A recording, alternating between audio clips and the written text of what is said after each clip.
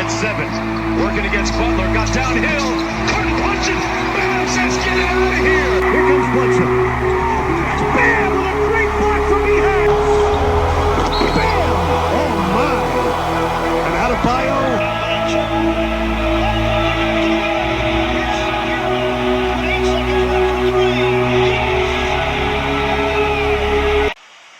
So what's up you guys, man, NBA fan crazy. So you're back on the channel with another video.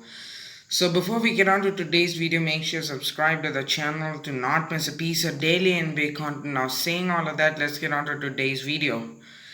So the Miami Heat just lost to Milwaukee Bucks 144-97, partly due to the Milwaukee Bucks making an NBA record 29 3-pointers out of 51 for like a 56.4% accuracy, if I'm right. So in order for more takeaways, this is going to be a pretty short takeaway recording. So but either way, if you want to listen to it, let's roll the tape. One thing it came away with is that today Jrue Holiday pretty much made every single triple a man could make. Because even though he went 6 for 10, he was plus 27. He had 9 for 15 from the field, 6 for 10 from 3. It felt like he went 10 for 10, to be honest with you, from what I watched. It's because of one, the Bucks started out hot because they started out 12-0 before the Heat came out, and it was 21-3 before the Heat made the second three. And the Bucks went off 29 for 51 as a collective. Only person who didn't make a 3 on the team is Giannis. Everyone else did. 29 for 51, which is an NBA record, and 56.9% from 3. Man, putting on the show. Calling it out early. And one more thing, Jrue Holiday, he's a really good all-NBA defender. The only thing we decided how valuable he would be was the shooting, because we know what he can bring on a defensive level. Because he can also take on the wings of the opponent have, just like Wes Matthews did for the Bucks.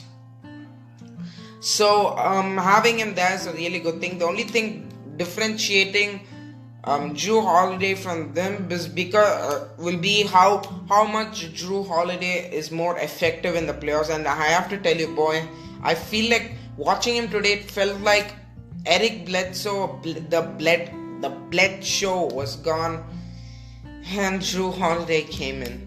It was a sad night overall, but this couldn't prevent me from taking away how having Jrue Holiday could change things for the Milwaukee Bucks, because it really would.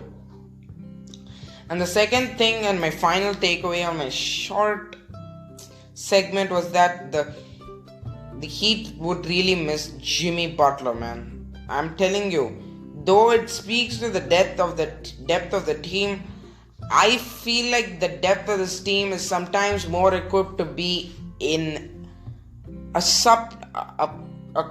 supplement in a role which is a very small role.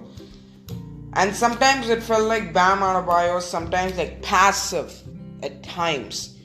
Like sometimes I don't care if he gets blocked. Choose and pick your spots to be aggressive. That's how the best players become really well. They know how to when to pass, when to shoot, when to be aggressive and when to not. They control themselves. They control how the team flows. Because as a star of a team, the team does rely on you down the stretch. So having a composure goes a really long way. And sometimes it feels like Bam Adebayo sometimes goes too passive aggressive. Sometimes I felt like guards always take the ball away from him. So not having Jimmy Butler settles things down and then can play make and can defend was a pretty big loss. And I only hope if he can come back. I wouldn't even be sad if he lost. I just hope Jimmy Butler comes back. Like only thing I want is him coming back, but I don't want to risk him coming back fast if if aggravating his injury was a real possible thing. I want him to take his time and then come back when he feels like it. Okay, so I don't know when he will come back but really felt like the team needed him after yesterday's, respectfully, I want to call it spanking. So the two things I took away from today were that the Milwaukee Bucks with Jrue Holiday almost, along with him being in there, almost made every triple known to man, and Jimmy Butler being more important for the team to settle down the pace and then being the leader, because as well as Goran Dragic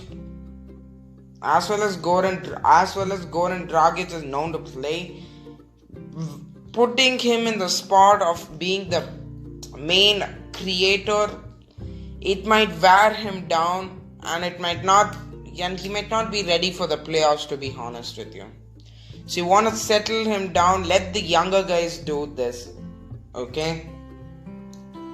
To be honest with you. So I don't feel like I'm gonna put this in my channel, but I will be putting this on my podcast. So these are my two takeaways. Jimmy Butler's really more influential than what I thought he was, because even in spite of him not being in there, I didn't maybe hope for a win, but at least for it to be closer enough. But I didn't expect this, and I'm not being sad or anything. It's a game, and the Heat and losses will teach a team more than just winning, because it allows you to take away what you have done wrong. So my main two takeaways are that the Bucks made every three pretty much known today. They set an NBA record, and then the Heat will miss Jimmy Butler a lot because of his role on this team. So I pretty much appreciate you guys for staying in here. So I thank you guys for listening to this segment of the Miami Heat Chronicles. So fare thee well, all of y'all. I will see y'all next time. Thank you guys for watching the video. If you like the content put out by me, please subscribe to the channel. Do not miss a piece of daily NBA content. And I will be seeing you guys in the next video.